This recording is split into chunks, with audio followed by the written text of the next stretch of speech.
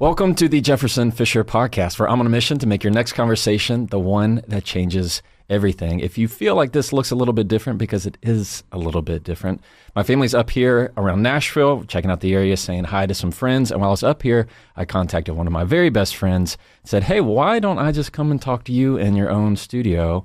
It is the one, the only Dr. John Delony. What's going on, man? Have you ever been on this side of the chair? I've never been on this side of the chair. This is fantastic. Yeah, this is awesome. So we're recording in the Dr. John Delony show studio, which is way cooler than mine. I got to say, I really, really like it. Your team's incredible. So it's been great to sit here and be with everybody. In case you're not familiar with Dr. John Delony, not only is he a very good friend, he is somebody with not just one PhD, two PhDs. He is a best-selling author. He is a mental health expert.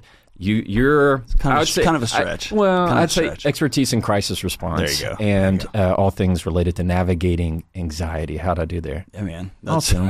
Yeah. Great. Okay, you rattled that off better than I did. Yeah. Well, man, thank you so much for just sitting down with me for a little bit and having a conversation. So biggest thing that in my podcast and my whole area is communication. Mm-hmm. So one of the things I'm most curious about are what are some of the things that we do in communication that make our anxiety worse or better? Ooh, good question. Probably we don't communicate at all. Yeah. We hold it. And then we imagine a thing happens, I get inside your head and decide why you did what you just did, or why you didn't do what you should have done, what I think you should have done. And I have an imaginary interaction with you, and then I have a physiological response to that fight or that discussion we just had that we didn't have. Right. And so as I've traveled across the country, I hear this the most, that people have that imaginary conversation in the shower. It's the only time there's no phone, there's no nothing, and they're in there and the hot water's shooting down their back, and they think to themselves, man, Jefferson didn't even call. Right. He's like, that dude never calls. And then I'm off to the races. And so I have this imaginary communication that I never have. And then you're just out there having coffee, and I walk out and I am halfway through a fight that we did not even know we were in. Yeah. That you're like, hey man. And I'm like, don't hey man. And it's off to the races. Right. I have those conversations in the car. Mine are in the car. If it's quiet in the car, you kind of just have that argument out in your head and you're like, oh. And all of a sudden you kind of get worked up about how you're going to respond. That's the thing I didn't know, is your body doesn't know the difference. Whether we're having a real fight or an imaginary one, it just starts to respond. And so you get to work and you're fired up, and then maybe your wife will text you and be like, have a great day. And you're like, oh, have a great, right? You're already off to it. Yeah. Yeah. Do you find that when people are having anxiety, like in that moment when they're coming to you and they're like, your book, Building a Non-Anxious Life, you wrote all about this. It's a wonderful book for anybody who has not listened to it. I grabbed it. You need to get it. When I first had when I first had my panic attack, you were one of the first people that I reached out to. Like, what is this? What is this feeling? I don't know what's going on. Of that in communication, especially, what I have found that builds a lot of anxiety is when we not only, like you said, have these assumptions of we're doing the thinking for them, we're already assuming, but also it's the fear of the unknown of I don't know what's going to happen. I'm doing everything wrong. What do you find in your expertise and the people that have come to you that when they're in that state of anxiety, what's the number one thing that's on their mind? Like, what do they need fixed? So I think I'll answer it this way. I don't think outside of a bell curve, right? There's way over here and way over here, but I think most people assume that if I'm anxious, there's something wrong with me. And I don't operate that way. I think usually your body's right. To answer that question at the deepest level, whenever we do a marriage retreat, one of the things I always do halfway through the thing is to have everybody look directly at their spouse and say the words. And I say, only say this if you mean it. I will never leave. And beneath like the how to fight and how to repair relationships and sex and money, all those things, I'll never leave. Without fail, it's just a room of sobbing people, because I think beneath that layer is my boss is going to fire me. My son is going to turn his head and walk away. My wife is, if she knew, she's going to leave. And so all this theater and all this buildup is there's going to be a breaking of a relationship that we can't come back from. And so there's something powerful about having a stake in the ground I'm never going to leave. And when you're tethered that way, when your boss is like, I'm never going to fire you. When you're tethered in, now we can actually do that thing, right? Which is have that interaction. Because the stake in the ground, that's where their mind goes in the anxiety. That's where your body is solving for. If you say what you really need, if you say what you want, if you say what you're really frustrated about, they're going to go. Because maybe dad did when you were a kid, or maybe mom did, or maybe mom was there, but she just scrolled the day away. Yeah. And so she was present, but she was gone. And there's this sense of they're going to leave. And I think anxiety at its root is a fear of you're going to be all by yourself. And if they're gone, they're gone. And so we create all this stuff, man. Yeah. All this theater around that. To protect that. To really stop from being alone. Being alone, right. And I find that in conversation, a lot of the times when people, especially in relationships, it could be a surface level little conversation, a little argument, but it's very deeply rooted in a trigger and an insecurity that has to do with abandonment. That's it. That has to do with I'm not enough. It has to do with they're going to leave. In their mind, even though their body's saying the very worst possible outcome, which is being alone. But that's not what their mind is saying in that moment. Their mind is saying, this is all your fault. This is all that's happening to you. Do you find, does that resonate with what you see? Well, and yeah, if you're a kid and mom is scrolling, the biology is your body's trying to solve why is that thing more beautiful than me? Why does that thing have more value than me? That's great. I remember when Hank, my son, when I moved to Nashville, the one gift I bought myself was a major league ticket to watch the Astros. Lifelong Houston Astros fan, obsessive. That's the one thing I bought myself. And I would get home from my new job, and it was too much, and it was just, I'd never been the chief officer at a place like that big. I would get home and I would collapse. And so we went from being in Texas, we played baseball all the time. Him and I were always playing catch, whatever, to watching it. Yeah. And one day, he's 5 or 6. There's no manipulation here at all. He just said, Dad, do you love me as much as the Astros? And I just went, turned it off. Like Wow. That's it. Because he was just asking, we used to do these things together. We're not. Yes. I wonder, what is this awesome? Why is this awesome?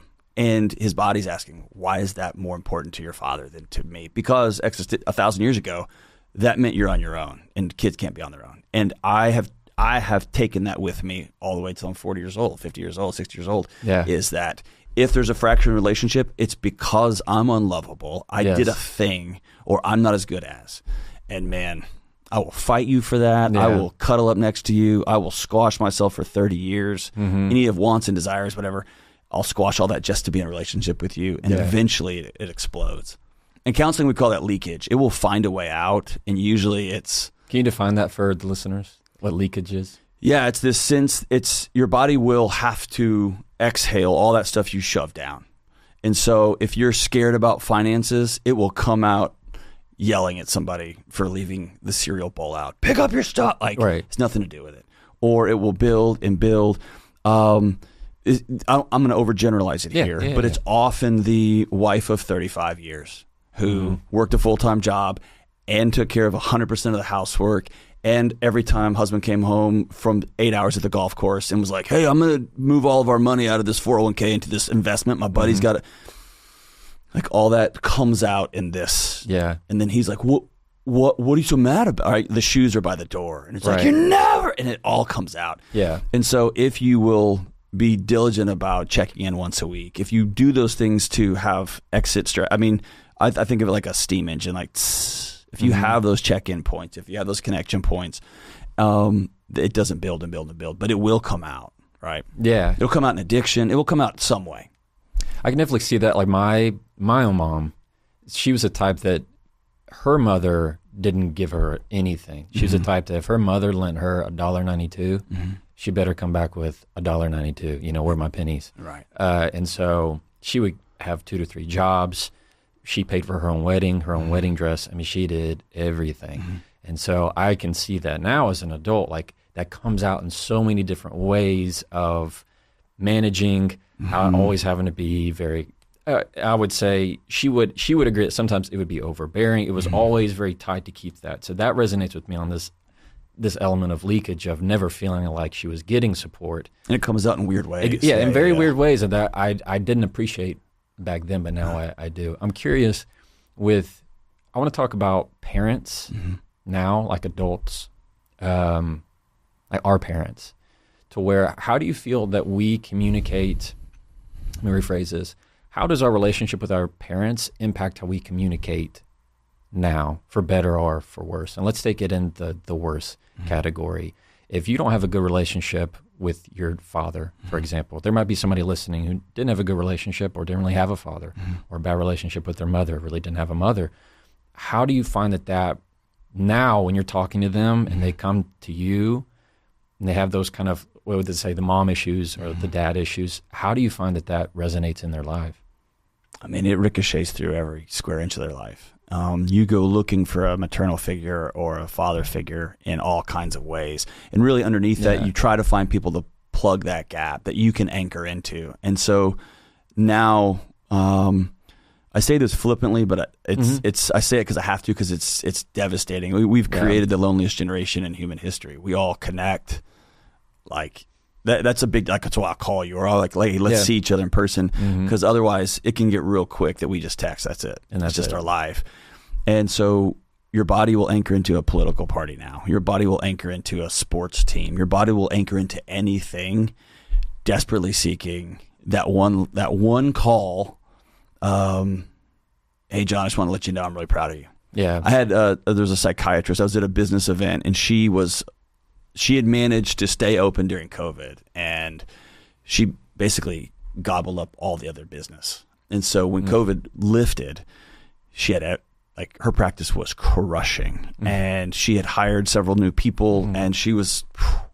Well, then a few years later, she said, "Hey, we're making more money than we know what to do with, and we've got this. I've hired this many new psychiatrists. We're crushing this way." And I just interrupted her. And I'm going to be honest with you, I was throwing spaghetti at the wall just to guess, right? It's not like I'm a savant. But I said, "He hadn't called yet, has he?" She looked at me and I said, "Your dad has not called and said, hey, I'm really proud of you." And she just started sobbing. And it was this engine chasing this thing, right? And the thing that we don't do well as a culture is grieve. Like, put a period at the end of that relationship. We don't do that well. And so we will chase it and chase it and chase it in all kind of ways, or we'll stay angry about it and frustrated about it. How many times, I won't ask you this, I'll tell you, how many times have I shown up to Thanksgiving thinking this is going to be the different one, right? This one will be different. Right. Every year it's the same, right? Thing. It's the same exact, the dynamic is the same, the exchanges are the same, my mom ending up in tears is the same, me and my sister making inappropriate jokes, and my brother it always ends the same. And so 25 to 30% of every call that comes into my show is about a fractured adult relationship. We cut our parents off, they've cut us off. It's wild to me. And also, we talk a lot about that boomer generation that's starting to age pretty quickly. They've accumulated all this stuff. They don't want to hang out with us. They don't, right? They don't want to be a part of this life. And to their credit, like, this world doesn't make sense, right? You have to attach this device to your car so that you can get to where the whole thing's just too much. And so it's easier just to stay and to surround yourself. And then everything is pumped into their mind as it's all coming down. You're going to die. You're going to die. You're going to die. Right. So I get that. But there's just this wild fracture. And so for me, for the people I talk to, it's often making peace with, this is your parents, or lack of. And you have to put a period at the end of that, and you have to be sad for a while. And then you have to go do the hard work and say, who is going to fill, what person, not group that you're trying to anchor into, what person, what people are going to fill that for you? Is that a local church? Is that your neighbor? I live 17 hours away from my parents now. I've got a couple of surrogate older men in my life that serve that for me, right? And surrogate older women in my life. They're never going to be my mom or my dad. And I don't want them to be. But man, I got to have some presence, right, that will say, you did a good job on that. Yeah, I definitely, in my own life, I have one set of grandparents that they'll never come visit you. No. If you want to spend time with them, you got to go up to them, and the kids can only be around for a little bit. And it's just, that's it. That's the way it was. Yeah. And I look at his life, and he was sent off to a boarding school when he was like 8, and hardly saw his parents, and he just never really had that. And you can see even now, he never really grew up with a lot of that father figure stuff, and so he didn't pass that down, and that's where it went. But what I find in communication, a lot of the questions that I get, that same type of thing where somebody, it's usually a spouse, will put the other spouse on like a pedestal to where they want how they wanted their dad or their mom to be. And then when they communicate, they're almost talking to the parent. Always. To their parent, not really to the spouse. It's them. They have like this gold standard that their spouse can never meet, could never, doesn't matter. Because it's not real. Exactly. Yeah. And it's all in their head of what they wanted their dad to be or their mom to be. It's in their nervous system. It's called, the old marriage counseling phrase is you marry your unfinished business. And say that again? You marry your unfinished business. And it's not an adult in your head kind of thing. It is a 9-year-old kid saying, what was it about me that was less important than your job? What was it about me that was less important than your beauty regimen or whatever? And it can be as benign as this. And we way overuse the word trauma, so I don't want to do that. But if you were 9 years old during the low-fat era, right, when the only thing that mattered was that you were skinny, that was it, right? Yeah. That was it. And Jane Fonda and the leggings and the cardio for 20. Yeah. Everyone was on a diet 24/7. My mom had all the tapes. Oh gosh, never watched them. Videos, tapes, the Walkman, right? Everything, diet tab, all that stuff. But you're a 9-year-old girl and you walk down the stairs and your mom just looks at you and goes, "Oh, honey, you look pudgy in that shirt. Let's go change that shirt." Right. We want the boys to like us. We want the boys to think you're cute, right? And you're 9. And you're like, yeah. Then boom, at that moment, I learned that my beauty is extrinsic. Somebody else gets to judge that and pass it on to me. And that just becomes a thing you chase. And what you end up doing is you marry somebody who is like, you can wear that, right? And you want that 9-year-old girl someone to look at her and go, you are the most beautiful person I've ever seen. And you'll never find it, right? Because you expect that person. And by the way, you got to say it in a way that makes me quote unquote feel, and nobody will feel that, right? And so you're chasing this feeling, and nobody, like you said, nobody can ever match that. And so it's about exhaling and saying, this is the person I married. They can't fill that gap. I got to go do that work and let that little 9-year-old girl go play, for God's sakes. Wear whatever shirt she wants to wear. Yeah. You were at my house last night. My daughter has worn the same sequin shirt for probably 17 straight days. Yeah. And she wears it backwards. I saw it. She wears it backwards. I loved it. I mean, my daughter does the same thing. My daughter's 5. And we were in a restaurant the other night, and the waitress was awesome. And I go, man, will you solve something? Me and my daughter were on a date. And I said, is that shirt on backwards? And I saw it ticking. She said, is there a tag? And my daughter looked, and she looked up and smiled. There was a tag. Yeah. And I was like, you know what? You can wear that shirt backwards all you want. And she was like, yeah. And, it was like this awesome victory. But that could have been the moment where, like, nobody's going to like you if you wear your shirts backward. Yeah. And I said, dude, you're 9. Yeah. Wear your shirt however you want to wear it. However you want it. For my daughter, it's her frozen. She has these frozen slippers and shoes. Every outfit she wears them. All of them. It's like, hey, does it work? Absolutely, it works. And that's it. And I think the difference between how we're parenting and how we were parented is, that's not a hill I'm going to die on. Yeah. Right. Before we keep going, this episode is brought to you by Cozy Earth. One thing that I love about Cozy Earth is their bed sheets and their bath towels. I am officially at the age where I really care about that kind of stuff. I care a lot about what I'm sleeping in, and when I'm traveling, there's nothing worse than knowing that that's not your bed. It's not how it feels. The sheets aren't great. I've never had to worry about that with Cozy Earth. Once we put them on our bed sheets at home on every single bed, it's been a game changer. So if you're like me and you enjoy having cool, cozy sheets, I'm going to encourage you to go to cozyearth.com/Jefferson for 40% off. That's an entire 40% off, y'all. cozyearth.com/Jefferson. Use the code Jefferson. That's the key. Use the code Jefferson for 40% off. They have a 100-night risk-free trial. So what's stopping you? Go to Cozy Earth.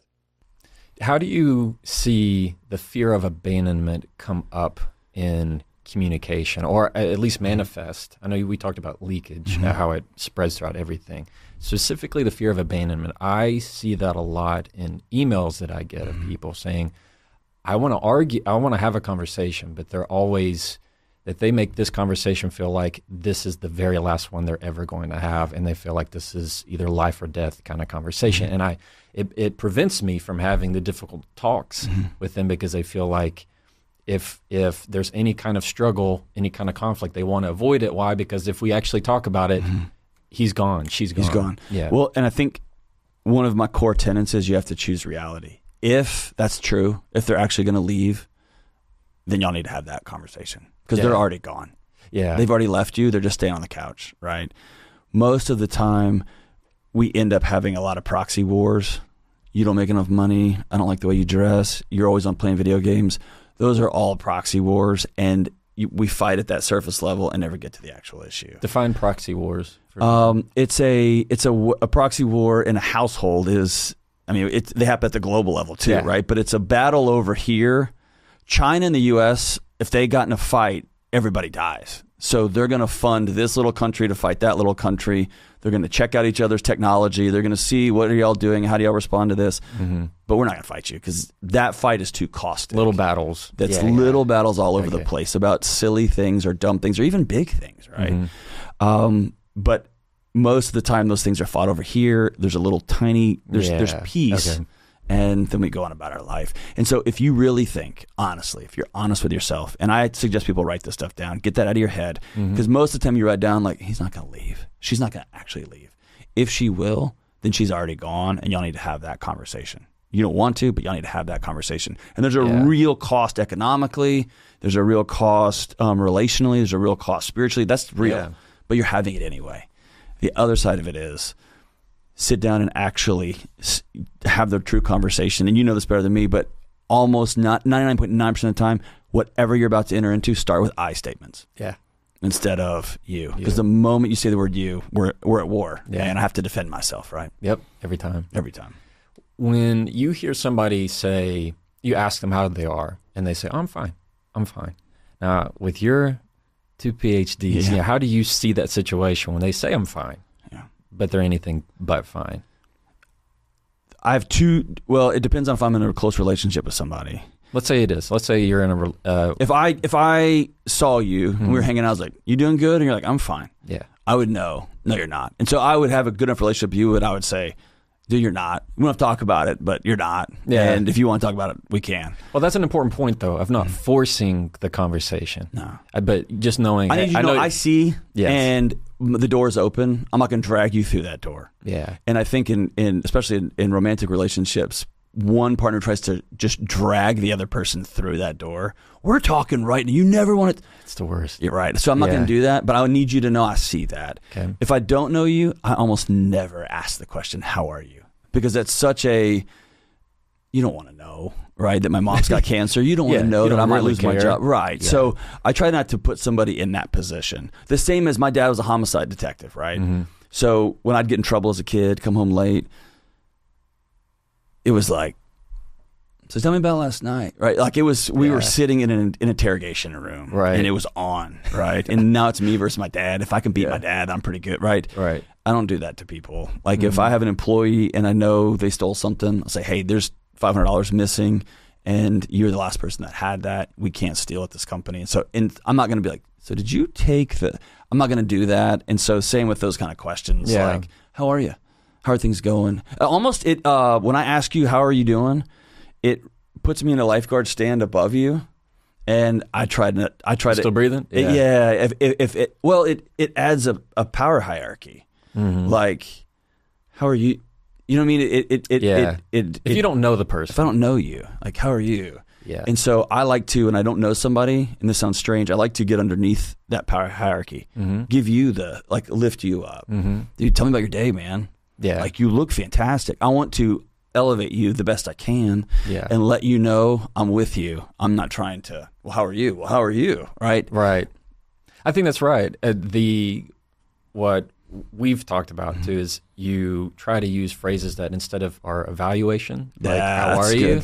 It's a very Jefferson way to say it. Using more action. Yeah. What's going on? What's happening this weekend? What are you excited about? Things that you don't have to get on the subsurface of tell me all your wants and fears and dreams. That's it. Let's just talk about because that one person, there's always that one annoying person that's like, do you really want to know? I've got raging hemorrhoids, right? And you're like, no, you don't want to know. You do, Like I'm like, I don't want to put you in that position if I don't know you. Yeah, I know. I think that's right. With your experience in crisis response, I want to go there for a little bit. What have you seen shake out, or for our listeners, if there's something that they could take away of when you've gone into these crisis situations, communication-wise, what is kind of your first priority when you're dealing with crisis management, when you're dealing with this is a bad situation? How do you start to break this apart? How do you start to break it down? What are you really looking for? For me, the most important line I was ever given by the guy who trained me, Dr. Young trained me, calm is contagious. If I'm showing up to a scene or to a situation and I go running and I'm like, what's going on? I've just brought my crazy to this madness, right? Yes. And so one of the rules was, if at all possible, walk to the scene, and bring a calm presence. And it just has a contagion effect to everybody exhales. And then maybe the one person isn't exhaling, and that's the person you want to go sit with. I want to make sure that my audience understands the significance of the things that you're walking into. So can you define for them, when I say your crisis management, your trauma, that kind of crisis? I walked into an active shooter situation at a college, at your school, that we were both at. Right. I've walked into rooms where somebody has a child who's passed away in the next room, right? It's bad. Right. I've walked into a room where there is blood and guts, and it's been wild stuff. Right. And there may be police officers in there who aren't breathing, or EMS folks who are like got their hands on their knees, right? So it's not just the victims, and it's not just it's a mess, right? And if I walk in and I don't bring the temperature of that room down as much as possible, I just bring more. Everybody just tenses up. So you get brought in to solve to help just lower the elevation. When you say I go in as I'm part of the crisis management, is the goal to get everybody to kind of lower down, or are you solving for a particular equation? It's my job usually and when I was doing that with the police department was it was my job to make sure a parent did not go into that room where their kid was. Yeah, okay. It was my job to make sure, because here's what happens. You have a 6-year-old who passed away, or a 19-year-old that just died by suicide in that room, and you're going to go in there and hug your kid. Right. And you can't. It's against the law. You can't touch a body. And now the policeman's got to get in between you, because it's a crime scene until it's not, right? I didn't even know that. So police will show up and work at homicide back. That's just the training. And so you can't go in there and touch anything. Well, if I walk into a house and my 6-year-old's in there, I'm going in that room, right? Yeah. And so what happens is a police officer has to get in front, and then somebody's going to hit a police officer because that's my kid. Correct. And they're doing exactly what all of us would do. Better bring more than two. Right, yeah. And nobody wants to arrest, right? So my job was to meet somebody in the front yard or to meet somebody in the living room. Okay. And compassionately say, you don't want to go in that room. And it would be a heavy, right? Or it would be talking to a college student who's like, on the verge. I want to be dead tonight, Yeah. and say, we're not going to do that. And there's a presence. I'm not going to let you do that. And so knowing that's not going to happen, even if you think it is, there's a steadiness and a calmness to, that's off the table. Right. So now what we're solving for is not that. We're solving for what's the best place you can go get the help and care that you need. Yeah. And most people in that situation want something to anchor into. And so there's a calm and a steadiness, right? I don't think as many people know about that part of you as I wish there were. Yeah. I think more people need to hear of your experience there, just as any of the stuff that you put out. Yeah. I think you really need that kind of stuff is huge. Well, I appreciate that. But also like it's now I don't run around police officers in the middle of the night anymore. But now it's hey, we just found out our 4-year-old has a terminal brain cancer. She's not going to live to see 5. And in that moment, you have 2 parents or 1 parent who are just every tether to reality just got clipped. Yeah. And so I'm going to come here and be as present as I can. Right. And give them something to hang on to so that we can get to the reality of here's what the next year is going to be like. Yeah. And I'll be here. Calm is contagious. I love that. And then the next one is facts are your friends. Facts are your friends. And so tell us about that. That would be showing up to a door and there was just a car wreck and a husband passed away, right? And you got to go tell him. We got to go tell mom. We got to go tell his wife. And we show up to the door and there'd be some fumbling, ma'am, it was raining. And right, so she opens the door and there's somebody in a full uniform or 3 guys. What's happened? It was raining outside. Yeah. You open that door. They already know. Ma'am, there's a car wreck and your husband has died. I'm going to say that. and then I'll be here sturdy to catch that jet blast. And usually there's 2 or 3, like somebody collapses, somebody starts screaming, somebody says, no, it didn't, right? Yeah. And whatever their problem solving is separate, right? But there's that phone call you make, your son has passed away, right? Or your son's on life support, your daughter's on life support. I need you to get on a plane tonight and get here as soon as you possibly can. What? Your daughter's on life support. I need you to get here as soon as you possibly can. When you arrive, I'll clue you in. Or when I would call parents in the middle of the night, and I've probably done this, 100 times, 200 times, call a parent and say, this is Dr. John Delony from whatever university. Your child is living and they are safe. That's how I would start that conversation. Because that's what they want to know. And now they're in prison, or they have been in a wreck and they've broken both legs, and y'all need to make your way here. You can get here tomorrow, but it's always facts are your friends. I'm going to tell you the truth. And so take that out of that wild situation to a marriage. Yes. Like, I'm considering leaving this marriage. Mm-hmm. Not any of this dancing around, and I've reached a point where you've cheated on me for the last time. I've contacted an attorney, and I'm planning on leaving this marriage. The music stopped, the lights are on, there's no more dancing, right? It's getting to that, what's that thing? And usually for people in a marriage, to get at that level of clarity, you either have to spend some significant time journaling and writing this stuff out, so you filter through all the feelings, you're trying to solve it all. Here's what I want, here's what I know to be true. Or you got to go spend some time with a therapist to help distill that down. Where are you? Those are hard, man. Before we keep going, I want to take a second to tell you about a sponsor of this podcast called Pique, P-I-Q-U-E. And they make some of the best teas I've ever had.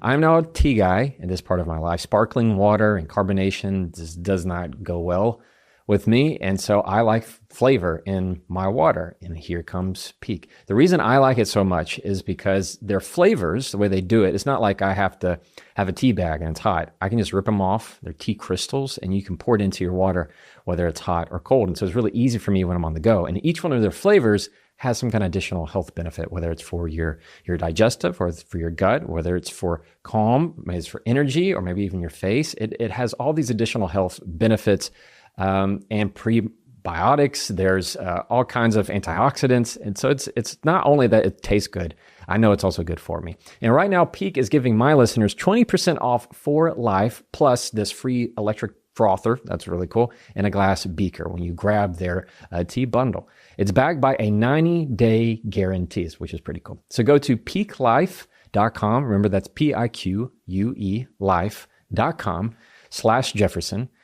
and get 20% off for life. Clear gut, clear head, clear conversations. And now back to the episode.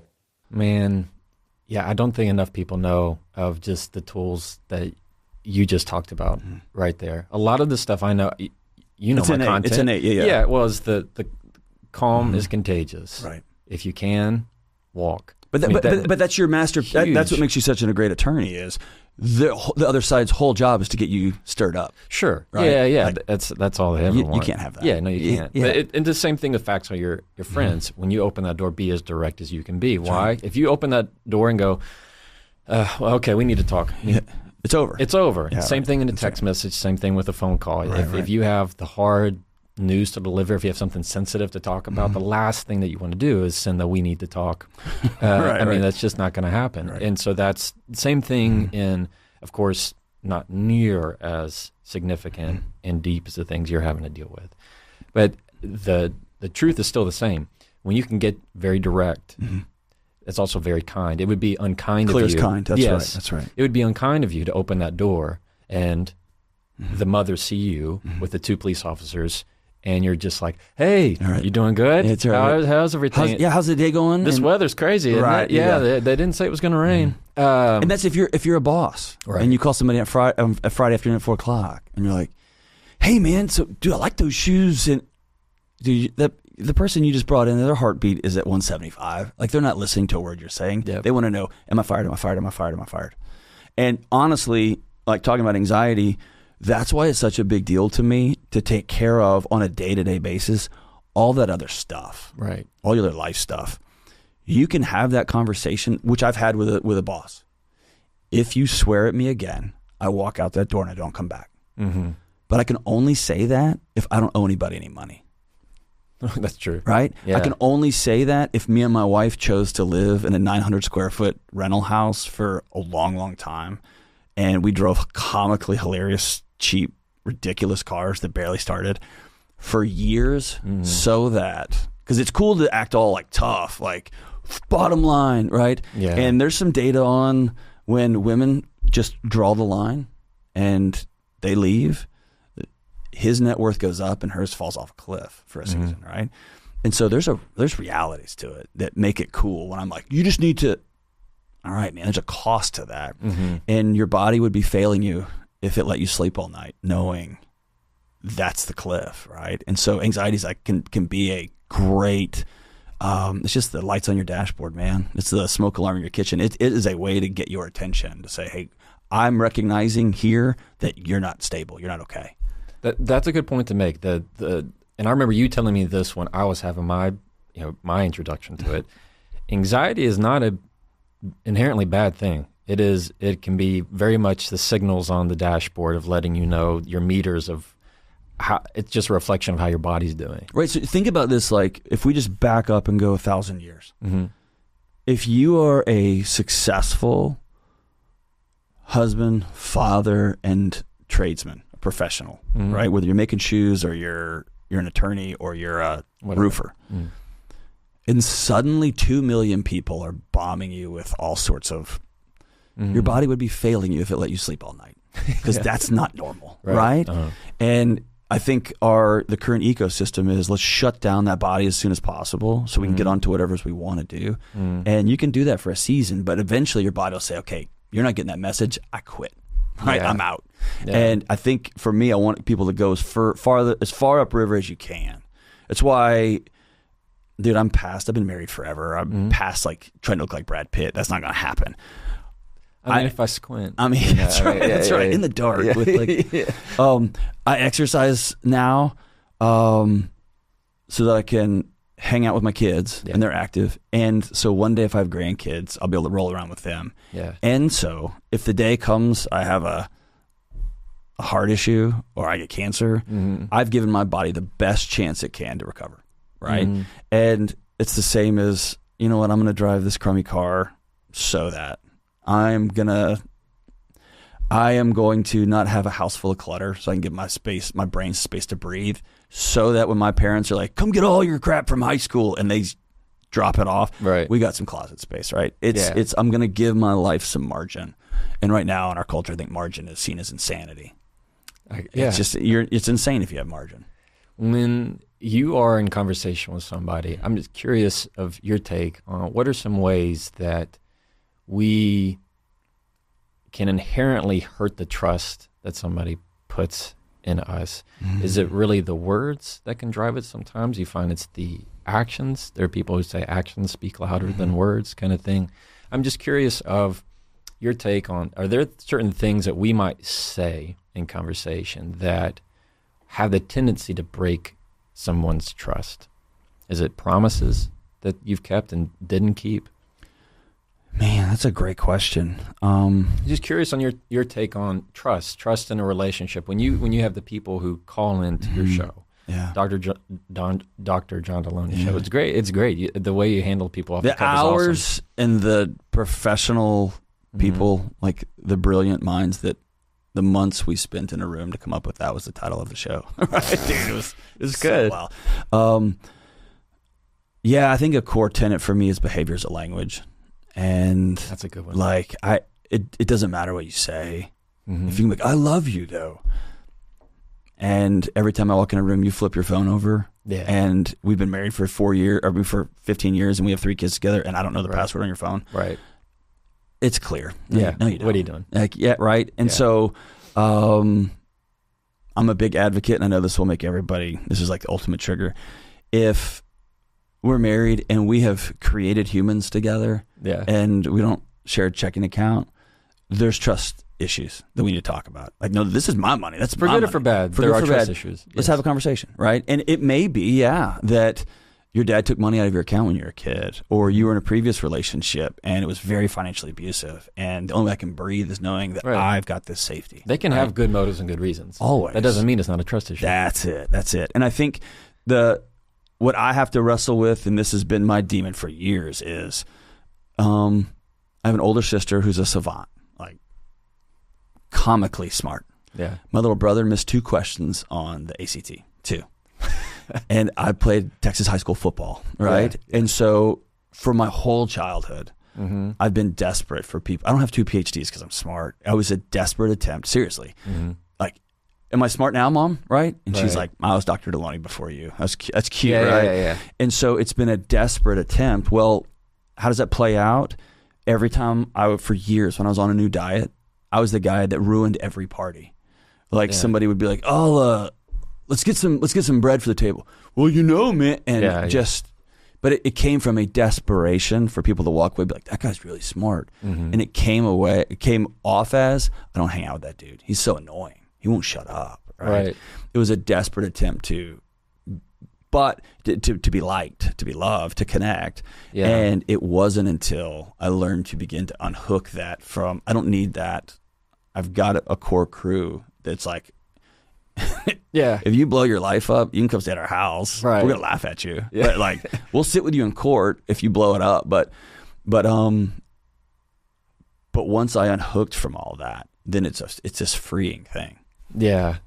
It's a spirit of freedom. Now I can sit here when you're like having whatever you're eating at dinner, and I can be glad that you enjoy it. And I could know it's probably killing you. And I can also know I'm probably wrong because I've been wrong every time I've like come up with the diet or the workout plan or the whatever. Eggs. It's a humility. The good, the bad. I don't know. That's right, man. What are we doing? I don't know. Yeah.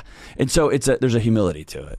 And I think when you meet somebody for the first time, last night I ran over to the local comedy club, did 10 minutes on a showcase night. There was 15 comedians crammed in this little bitty room. It's hard not to like kind of size people up and what have you done and who you. Yeah, what are you doing? Yeah. And there's this. If I walk in that room and know that those 100 people, those 200 people in the audience, like they don't get a vote in my life. Right. Like I'm not gonna hand them my identity and self-worth and say, do I value? And these new folks if they don't like me, that's fine. Like I've got, my wife likes me, my kids usually like me, my friends do. Yeah. Like, and so that frees me to just say, "Hi, my name's John." And what I found is it's a presence that people flock to like a moth to a flame. They're so desperate for a sturdy, stable person who's not so desperate, like grabbing this. What do you think, man? Do you like my hair? Like, it's like, "Hey, man, what's up?" You know what I mean? Yeah, I do. No, I'm right there with you. And there I go saying, "You know what I mean? Like, do you like me still? Am I smart? I'm right smart? There, and you are smart. I've known you long enough to know you're very smart. I want to take a moment to tell you about a sponsor of this podcast I'm really excited about, and that is Momentous. I'm excited because I use them every single day, and I use them long before this podcast. They are not just a supplement company. They are a better health and life company. They make supplements and vitamins and things that you can put in your body that you're not going to get, probably most likely if you're like me, in a traditional breakfast, lunch, and dinner. My life with kids in the stage that I'm in, we're running a gun all the time, picking up kids, dropping off, soccer, traveling, all that stuff. And so what do I need? I need to make sure that my nutrition is always in check. And that's where Momentous comes in. Their lineup that they have is awesome. I take their magnesium L-threonate. I take their creatine. I take their whey protein. I take their omegas. I have a whole sleep stack that they have that helps me go to sleep. And I know that it's good for me. And the best thing about it is that it's third-party tested, NSF certified, and it's designed for people who actually care about what goes in their body. And I know that's you, and if not, it's about time that you do. I don't have time to overthink supplements, and that's why Momentous makes it really easy. And their stuff is clean. I know it's good. I know it's trustworthy. There's a million supplements out there, and Momentous is truly the real stuff. Go to livemomentous.com and use the code Jefferson and get 35% off your first subscription. That's Live Momentous, code Jefferson, and get 35% off. Momentous. When your moment matters, make it count. And now, let's get back to the episode. I want my listeners to hear something they probably have never heard. Now, I have made a video about my panic attack. And again, you were one of the first people I was like, hey, something's not right. I had a panic attack really about 2 years ago. And since then, I wouldn't say at all I've battled with anxiety. I'll have these peak moments of, it's like alarms in my body of I can feel a lot of tension. I'm not able to release it, or all of a sudden I can tell. And I know anybody who's had a panic attack can know this feeling of like you feel like you're about to go down the roller coaster, and it's about to all get loose. I'm curious, just between me, no cameras, just between me and you. So I had my panic attack on when I was really starting to get a lot of followers on social media. I make these in my car. I'm from a small town. I'm not used to all this. And so I'm very curious. This is selfish for me, John, of how do you, when you hear that kind of thing, you've written a book, Building the Non-Anxious Life. What caused that for me?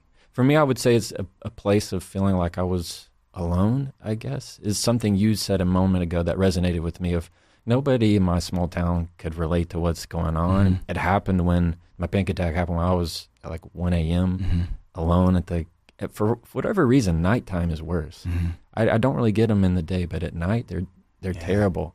And just hearing that from me, what kind of comes to mind? Because I'm going to take this in as help from me. Yeah, this is my unsolicited session. I mean, probably one is your body knows you're all you got, and when it happens real fast, it feels real good. It feels awesome, and it's easy to.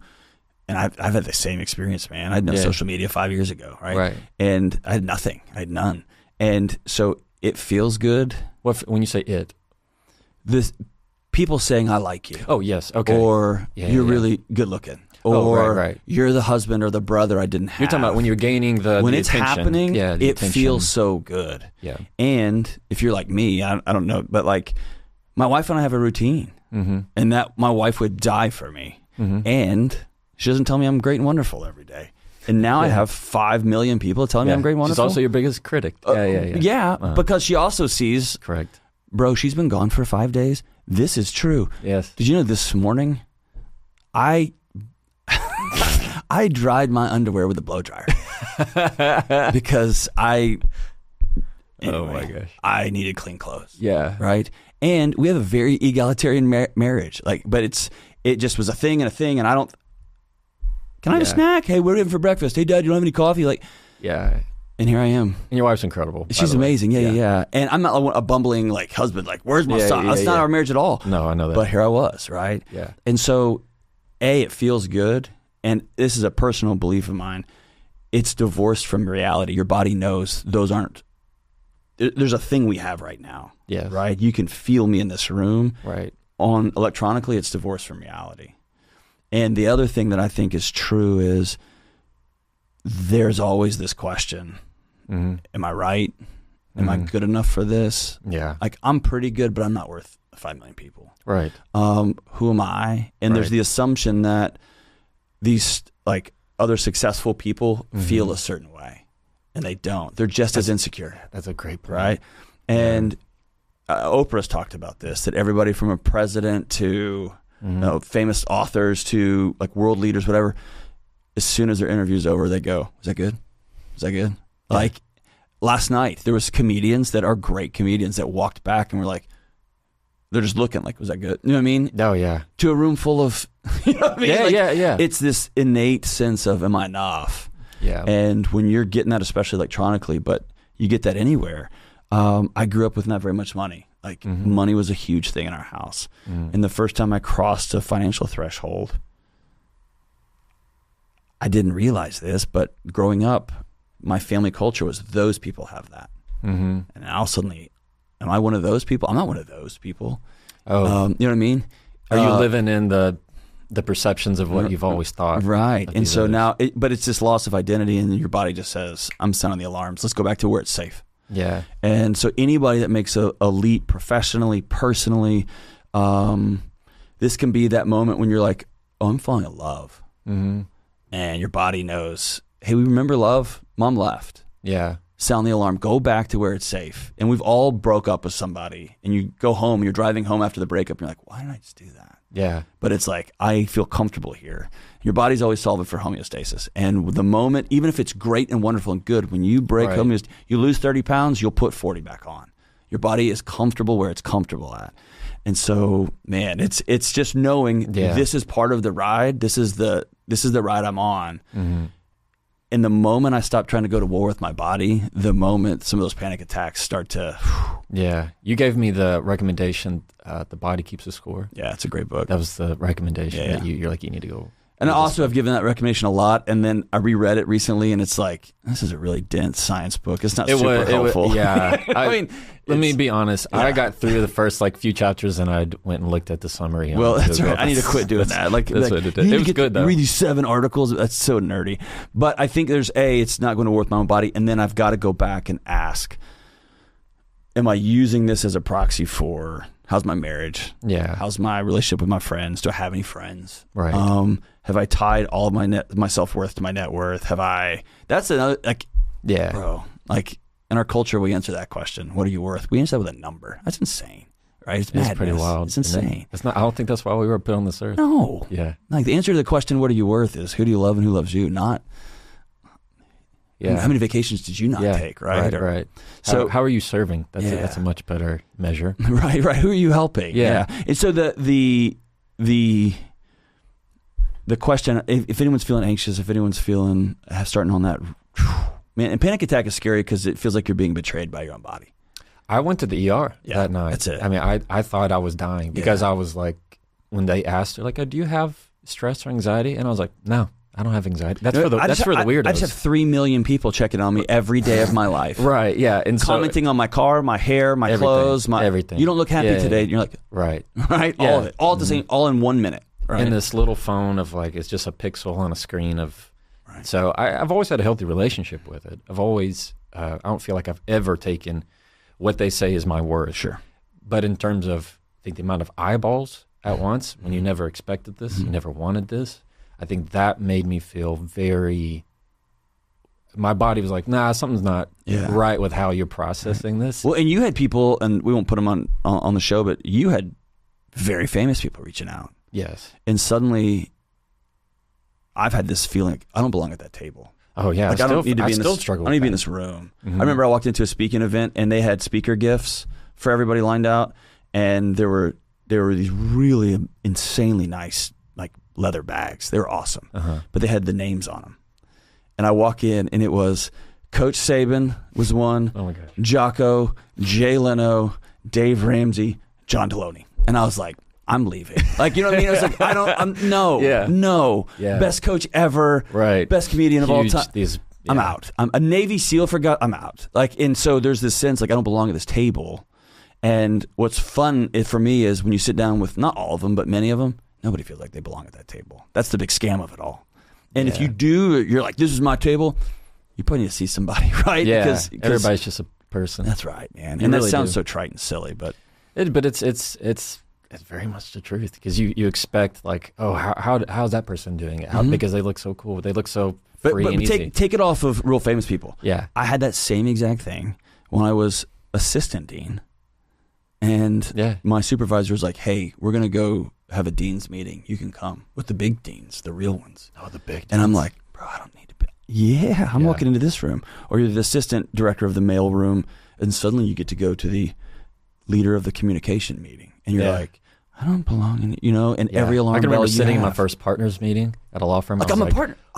It couldn't have been any cooler. And then you sit in, you're like, this is not nearly as cool as I thought it was. Or if you get together with a mom's group and you've just had your first kid and everyone's on kid 2 or 3, it's easy to be like, I don't fit in here. I don't belong here.